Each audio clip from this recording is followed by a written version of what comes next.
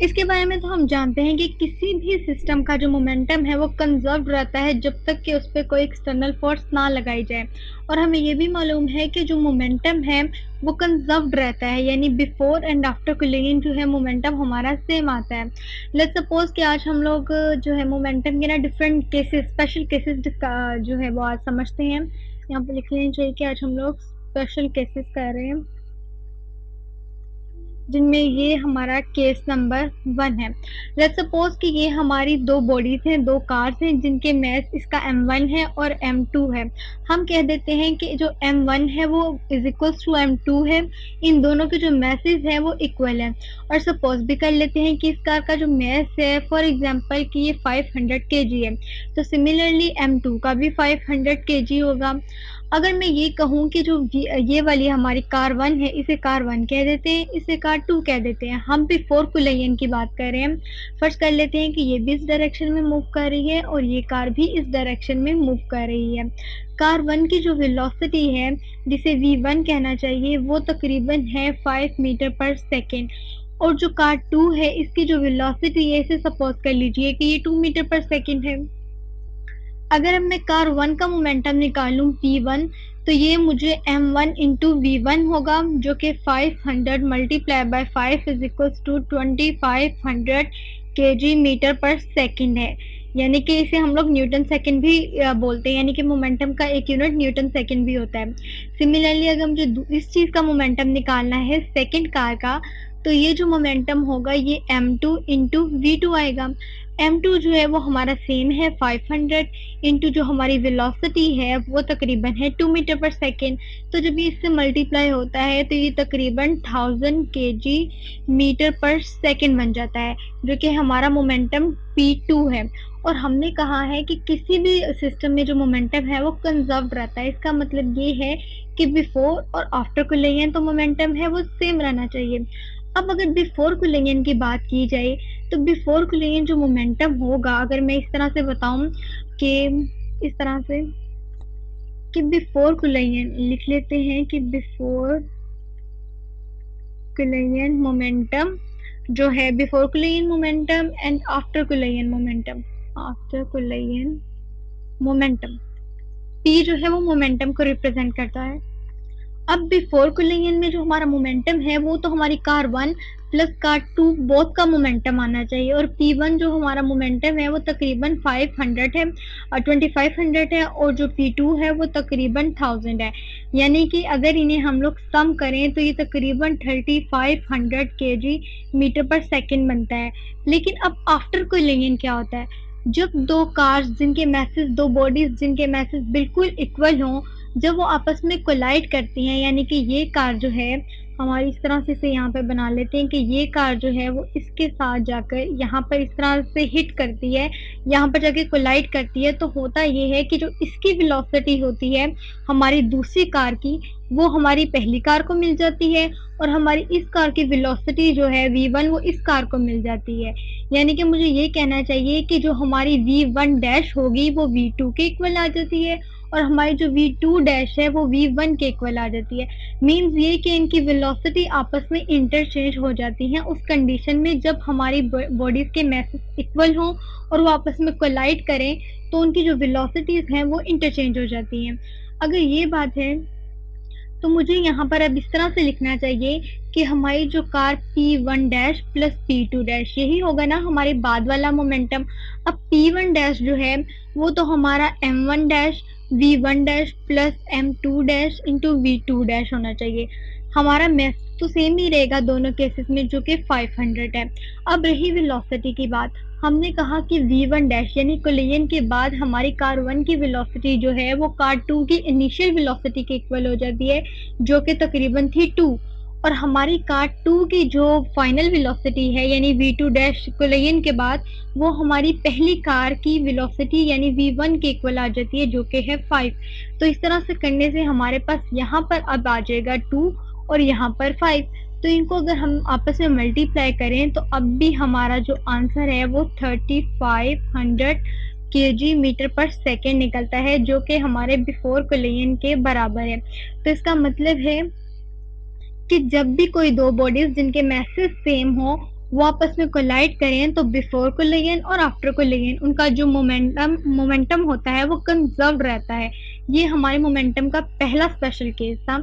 अब अगर मैं दूसरे स्पेशल केस की बात करूं, दूसरे स्पेशल केस में यहाँ पे लिख लेते हैं हम कि अब हम लोग केस नंबर 2 करने जा रहे हैं।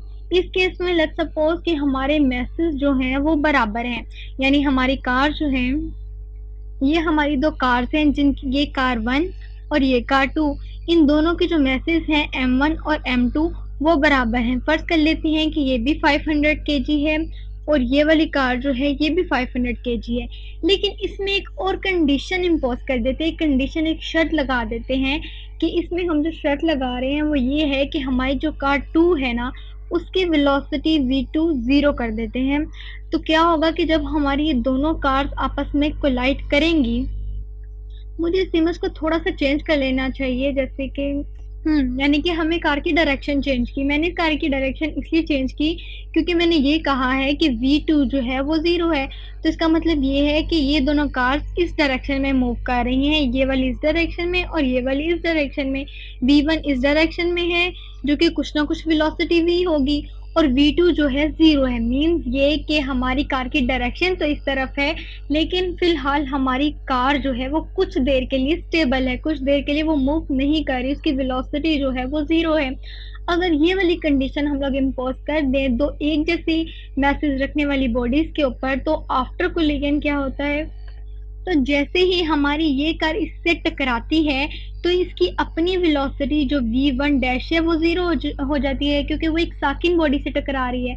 और जो ये वाली कार होती है, ये हमारी कार जो v2 डैश है वो v1 की वेलोसिटी लेकर आगे की तरफ मूव करना शुरू कर देती है। जैसे कि आपने अक्सर देखा होगा, अगर आप किसी एक बॉल को हिट करें, ये बॉल जो है आपकी स्टेबल है, इसे आप कह दीजिए कि ये रेस्ट पे पड़ी है, और इस बॉल को आप किक मारते हैं तो आप देखेंगे कि कुछ देर के बाद आपकी ये बॉल जो है ये यहाँ की रुक जाएगी और ये आगे की तरफ मूव करना शुरू कर देगी। अब ये चूंकि रुक गई है तो इसका मतलब है इसकी वेलोसिटी यहाँ आके 0 हो गई, और जितनी इसकी वेलोसिटी थी वो दूसरी बॉल ने लेकर आगे की तरफ मूव करना शुरू कर दिया। बिल्कुल ऐसे ही जैसे स्नूकर में होता है, क्योंकि वहाँ पर रेड बॉल जो होती हैं जितनी भी, वो सब स्टेबल होती हैं। जैसे ही वाइट बॉल रेड बॉल को जाके हिट करती है तो अपना मोमेंटम जो है वो रेड बॉल को दे देती है और खुद स्टेबल हो जाती है, और रेड बॉल आगे की तरफ मूव करना शुरू कर देती है। सिमिलरली यही वाली कंडीशन हमारी इस बॉल में और हमारी इन दोनों कार में होती है, और फिर भी इनका मोमेंटम जो है वो कंजर्व रहता है। अब केस नंबर 3 की बात करते हैं। केस नंबर 3 में हम ये कह देते हैं, केस नंबर 3 है हमारे पास। केस नंबर 3 में थोड़ा सा डिफरेंट काम करते हैं। अब हम कार्स नहीं बल्कि हम बॉल्स की एग्जांपल ले लेते हैं। लेट्स सपोज कि हमारे पास जो है ये हमारा एक बॉल है जिसे हम लोग M1 कह देते हैं, और ये एक हमारा छोटा सा बॉल है जिसे हम लोग M2 कह देते हैं। अब बज़ाहिर देखने से भी नजर आ रहा है कि M1 का जो मास है वो काफी ग्रेटर है M2 से। इसके बाद एक कंडीशन और भी लगा देते हैं, क्यों ना हम ये भी ऐड कर दें कि जो v2 है यानी कि हमारा M2 यानी सेकंड बॉडी है, ये हमारी फर्स्ट बॉडी है और ये हमारी सेकंड। फर्ज कर लीजिए कि जो हमारी सेकंड बॉडी है उसकी वेलोसिटी जो है वो 0 है, और जो हमारी फर्स्ट बॉडी है उसकी कोई ना कोई वेलोसिटी तो होगी। कोलिजन से पहले की बात कर रहे हैं हम लोग, तो जब कोलिजन से पहले की बात करते हैं तो उस वक्त भी इनका जो मोमेंटम है वो m1 v1 plus m2 v2 ही रहेगा। लेकिन जैसे ही कोलिजन होती है तो इनमें जबरदस्ती चीज ये होती है कि जो ये हमारी v1 वाली बॉडी है ना, जैसे ही ये कोलाइड करती है, यानी कि इस तरह से आप कह दीजिए कि ये हमारी एक बॉडी है, ये जैसे ही आकर इससे हिट करती है स्मॉल वाली बॉडी से, तो हमारी जो स्मॉल वाली बॉडी है वो आगे की तरफ फॉरवर्ड डायरेक्शन में मूव करना शुरू कर देती है, और हमारी जो ये वाली बॉडी है ये यहाँ पर ही अपनी पहली वाली ही वेलोसिटी से मूव कर रही है। मीन्स मैं ये कहना चाह रही हूँ कि जब कोई दो जिस्म यानी एक बहुत ही बड़े जिस्म का और एक छोटे जिस्म का, और छोटे जिस्म का जो है वो रेस्ट पे है, उसको जब आके धक्का लगता है तो वो पहले वाली की वेलोसिटी से डबल वेलोसिटी गेन करके आगे की तरफ मूव करना शुरू कर देता है। यानी कि कोलिजन के बाद हमारी जो v2 डैश होगी वो double of initial velocity v1 की होगी। यानी कि ये बड़े वाले जिस्म की वेलोसिटी के डबल हो जाएगी।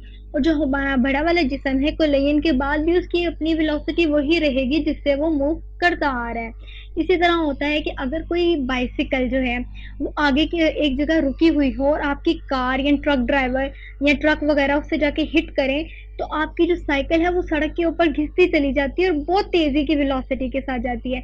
जबकि आपका जो कार या ट्रक है वो अपनी वही इनिशियल वेलोसिटी के साथ चलता चला जाता है। तो इस चीज़ को हम जो है वो थर्ड स्पेशल केस कहते हैं कि एक बॉडी का मास बहुत ही ज़्यादा बड़ा हो जाना और एक का बहुत ही छोटा हो जाना। और जो छोटा है उसके अंदर एक और कंडीशन ये लगा दी जाए कि वो रेस्ट की हालत में हो। तो जब वो कोलाइड करते हैं तो आफ्टर कोलिजन जो उनका मोमेंटम होता है वो रहता तो कंजर्व्ड है, बस उसमें ये चेंजिंग आ जाती है कि हमारा जो स्मॉल बॉडी है वो 2 टाइम्स इनिशियल वेलोसिटी गेन कर लेता है हमारी फर्स्ट वाली बॉडी के। इसी तरह अगर मैं केस नंबर 4 की बात करूँ, जैसे कि ये हमारा केस नंबर 4 है, तो इस सिचुएशन में हम लोग ये कह देते हैं कि अब हम फर्ज कर लेते हैं कि जो हमारा M2 है, ये बहुत बड़ा है और हमारा ये M1 है। अब देखा जाए तो हमारा जो M1 है, वो बहुत स्मॉल है हमारे M2 से, जैसे कि हमें बज़ाहिर नज़र आ रहा है। और अब हम ये कह देते हैं कि जो हमारा बड़ा वाला जिस्म है, ये जो है इसकी वेलोसिटी V2 जो है वो 0 है। तो क्या होगा? अगर आप गौर करें तो एक साइकिल जो है एक रुके हुए ट्रक से जाके टकराए या कार से टकराए तो मोस्टली ऐसा होता है कि आपका जो साइकिल पे है वो पीछे की तरफ गिर पड़ता है, वो आगे की तरफ नहीं बल्कि पीछे की तरफ जाके गिरता है। और आपके ट्रक या कार को ज़रा भी फ़र्क नहीं पड़ता उससे, उसकी मूवमेंट में ज़रा भी फ़र्क नहीं आता। इसकी वजह ये है कि वो बहुत ही बड़े मास का हामिल एक जिस्म है जिसको हटाने के लिए बहुत ज़्यादा फोर्स चाहिए होगी। जैसा कि मैं ये कहना चाह रही हूँ कि अगर मैं ये कहूँ कि बिफोर कोलिजन हमारा जो मोमेंटम है, लेट्स सपोज कि ये हमारा M1 जो है वो 2 kg का है और हमारा जो M2 है ये तकरीबन हमारा कह लीजिए कि 10 kg का है, ठीक है। और हमारी जो V1 की वेलोसिटी है वो तकरीबन है जी, आप इसे कह लीजिए कि 1 मीटर पर सेकेंड है और V2 चूँकि रेस्ट पे है। तो अगर आप मोमेंटम निकालना चाहिए बिफोर कोलिजन तो आपको यूं ही करना पड़ेगा M1 V1 plus M2 V2। M1 जो है वो 2 kg है और वेलोसिटी 1 प्लस M2 जो है वो 10 है बट वेलोसिटी 0। तो आपके पास जो मोमेंटम है वो 2 आ जाता है, 2 kg मीटर पर सेकेंड। लेकिन अगर आप आफ्टर कोलिजन फाइंड आउट करें, आफ्टर कोलिजन, तो आफ्टर कोलिजन जैसे कि मैंने आपसे कहा कि जैसे ही ये बड़ी बॉडी के साथ जाके एक छोटी बॉडी हिट करती है तो ये हिट करने के बाद जो है ये इस डायरेक्शन में वापस मूव करती है और ये अपनी जगह पे रेस्ट पर ही रहता है। जब ये रेस्ट पर ही रहा यानी इसमें कोई फर्क ना पड़ा तो क्या होगा कि हमारा M1 dash V1 dash plus M2 dash V2 dash, velocity तो V2 डैश अभी भी वही है जो 0 है, यानी पहली वेलोसिटी की तरह चूंकि वो रेस्ट पर है। इतनी बड़ी बॉडी को इतना छोटा सा बॉल ज़रा भी उसकी पोजीशन को डिस्प्लेस नहीं कर पाया तो इस जगह दोबारा 0 आ जाएगा।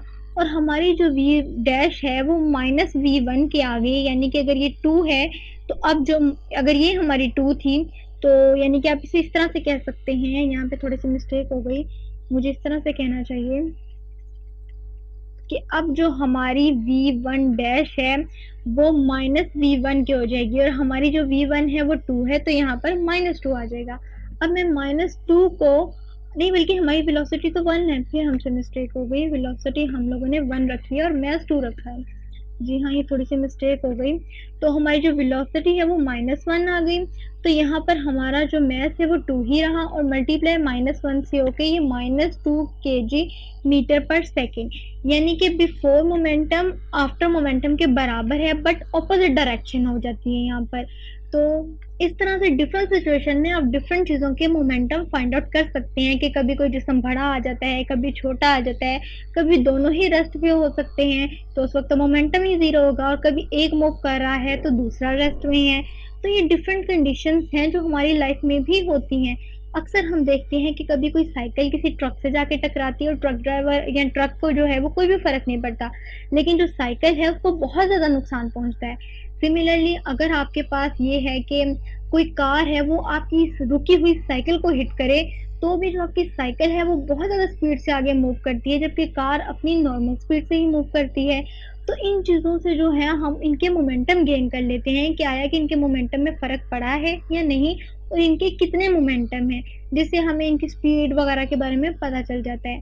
तो इस तरह से जो मोमेंटम है ये हमारी डेली लाइफ़ में भी इस्तेमाल होता है और मोमेंटम जो है वो कंज़र्व्ड रहता है जब तक कि कोई एक्सटर्नल फ़ोर्स किसी भी सिस्टम पर अप्लाई ना की जाए। तो होप सो आपको काफ़ी हद तक मोमेंटम के 4 केसेस के बारे में समझ आ चुका होगा कि मोमेंटम किस तरह से कंज़र्व्ड रहता है।